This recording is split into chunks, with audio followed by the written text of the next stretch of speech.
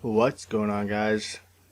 So in this video I'll be showing you how to make any sample fit your tempo for your project, because oftentimes you find a drum loop, for example, and it sounds really good but it just doesn't fit the tempo of your beat. So I'll show you how to be able to stretch that to make it fit to any tempo that you need.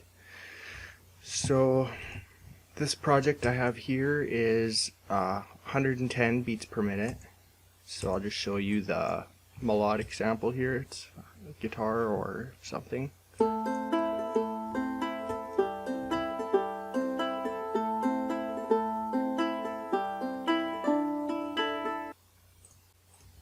Sounds pretty good, eh?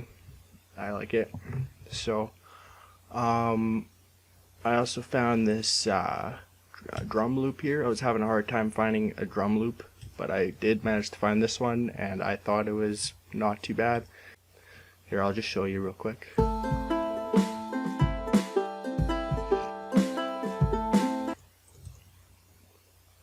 So the drum loop is obviously not at the right tempo. It's I don't know exactly what tempo it is, but I believe it's slower than 110 beats per minute. So I'll show you how to adjust that to make it fit. So what you do is there's multiple ways of doing this, but I'll show you a few. What you do is you go to the sample, the little waveform in the top left corner of it. You click that, and then on the right side you can see detect tempo. If you're not sure what the tempo is, you click detect tempo, and then there's an estimated value, and then there's also ranges that you can choose from, like 50 to 100 BPM, 75 to 150 BPM, and then you can type in a BPM or type in how many beats you want the length to be, or whatever. There's options here. So I'm gonna go with 107 because that seems about right to me. And here it says, do you want the sample, or would you like to set the project tempo to this value? No, I don't. I want to I want to change the the tempo of the sample, not my project. And then you do fit to tempo, and then again 107, and then it automatically adjusts it to roughly the right tempo. So let's see how well that worked.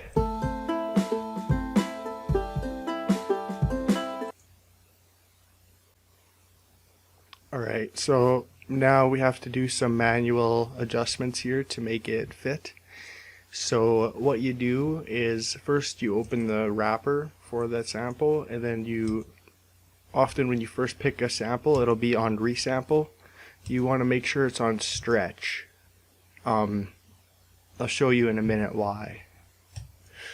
So to stretch this to make it fit, you have to go here to where it says stretch here in the top corner of the playlist. You make sure that's activated, and then you can go in and just grab it and stretch it out, and it'll stretch the sample. And then you want to sort of adjust it to make sure that it's somewhat in line with the beat, or with the lines in the playlist here, so you know it's on beat. And just look at the waveform and see how well that looks, and this looks pretty good to me. So let's play this and see what it sounds like.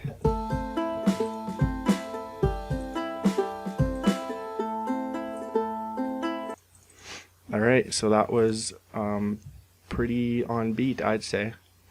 So now I'll show you why you don't want it to be on resample, because if you have it on resample and you go ahead and you stretch it out, then listen to it.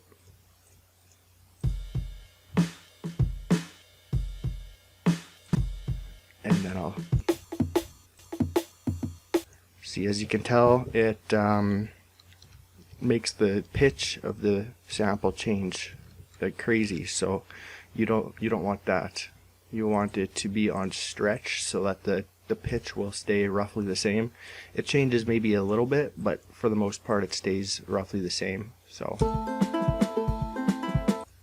there's a bit of a difference there, but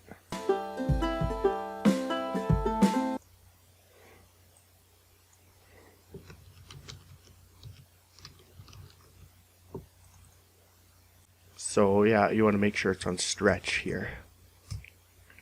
And then another way to do this, or I'll quickly make sure this is lined up. Another way to do this is to open the wrapper again and then right click on this waveform, and then you can detect tempo from here, and then same thing as before. And then also here, this time dial here, if you can adjust it here, and that changes the time and the size of the sample. But if you do it here, it's often not very accurate. So you can also right click here and then auto detect project tempo. You can choose 2 beats, so that would make the sample 2 beats long on the playlist, and then 1 bar all the way up to 4 bars. And that's one way of doing it as well. And you do want to make sure it's on stretch for all of this. So that's another way right there. And so I have this other sample here I would like to incorporate, and I will show you. Alright, so now I want to add this other sample into here, just some perks. So obviously that's not on beat, so I will make adjustments to this one as well, make sure it's on stretch, yes. And for this one, it actually gave me a tempo in the name, which is right here, 125. So that's very helpful. Now what I can do is go to the waveform here, fit to tempo, and then 125. The estimated is 125 as well, but I'll just type it in. 25, enter. And then that makes it fit to tempo. So let's see. It looks very accurate to me.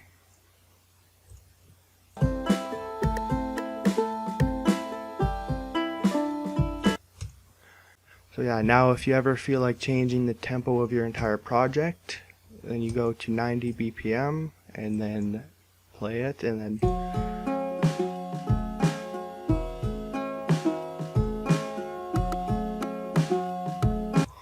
so that isn't what you would want.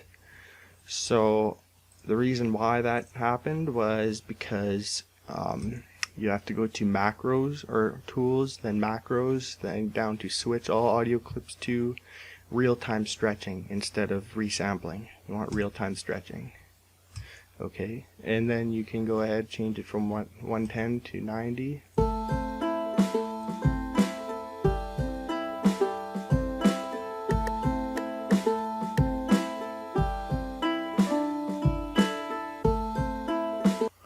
So now I was able to adjust the tempo but maintain the pitch of all the samples. So that's exactly what I wanted. Yeah, if you guys have any questions about this, then please leave them in the comments. If this video is helpful, then definitely leave a like. It would really help me out with the YouTube algorithm and things. And if you are interested in more videos like this, then make sure to hit subscribe and the notification bell. And also, I mentioned this in a lot of my videos already, but I have a music theory for producers course. I'll leave a link in the description.